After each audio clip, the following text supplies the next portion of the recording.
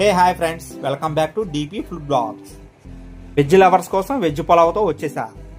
Process చూసేద్దామా మరి. ముందుగా 2 ఉల్లిపాయ ముక్కల్ని ఇలా కట్ చేసి ఉంచుకోవాలి. తర్వాత సైజు టమోటాని ఇలా కట్ చేసుకోండి. తర్వాత బీన్స్, పచ్చబటాని, క్యారెట్ ఇలా ఉంచుకోండి. మీరు పుదీనాకు ఇలా కట్ చేసుకోండి. తర్వాత 5 పచ్చిమిరపకాయలు. ముందుగా స్టవ్ ఆన్ చేసుకొని బిర్యానీ అండాన్ని ఇలా పెట్టుకోండి. ఆ తర్వాత 5 స్పూన్లు ఆయిల్ వేసుకోండి. తర్వాత 1 స్పూన్ సాజీరా, ఆనియన్స్ ఇలాగ వేసుకోండి. తర్వాత పచ్చిమిరపకాయలు కూడా వేసుకోండి. ఇవన్నీ బాగా కలుపుకున్న తర్వాత తగినంత సాల్ట్ని వేసుకోవాలి. ఇలా బాగా ఫ్రై చేసుకోండి.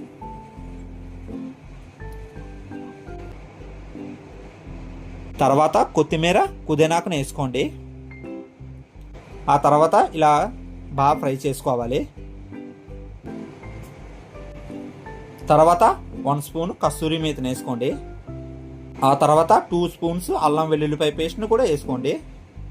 తర్వాత 5 నిమిషాల వరకు లో ఫ్లేమ్లోనే ఇలా బాగా ఫ్రై చేసుకోండి, అడుగు పట్టకుండా. తర్వాత టమాటా ముక్కల్ని వేసుకోండి. ఇలా బాగా ఫ్రై చేసుకోండి. వేసుకున్న తర్వాత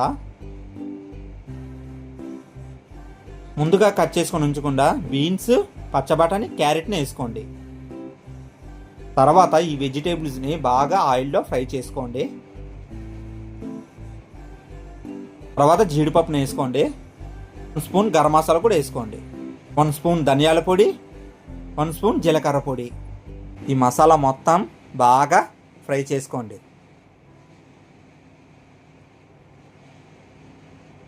తర్వాత 1 గ్లాస్ రైస్కి 2 గ్లాస్ వాటర్ని వేసుకోండి. ఇలాగా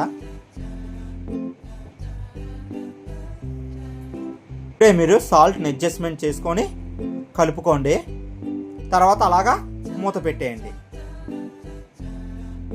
మూత తీసి చూద్దాం. వాటర్ బాయిల్ అవ్వగానే శుభ్రంగా కడిగి ఉంచుకున్న రైస్ని వేసేసుకుందాం.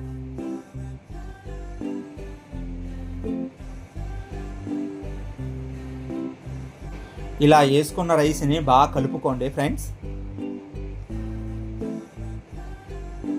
ఇలా బాగా స్ప్రెడ్ చేసుకోండి.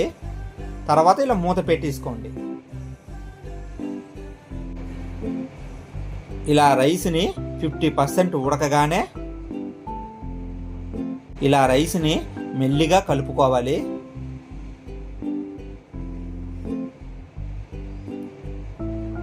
కలుపుకున్న తర్వాత మూత పెట్టి లో ఫ్లేమ్లో 10 నిమిషాలు దమ్మును పట్టేయండి. ఆ తర్వాత మనకు ఎంతో ఇష్టమైన ఇలా వెజ్ పులావ్ రెడీ. ఇలా వెజ్ లవర్స్ కోసం వెజ్ పులావ్ ఒక ప్లేట్లో ఇలా సర్వ్ చేసుకొని పన్నీర్ బటర్ మసాలా కర్రీతో ఇలా వెజిటేబుల్ పులావ్ తింటుంటే అద్దరిపోయిందండి. అంతే.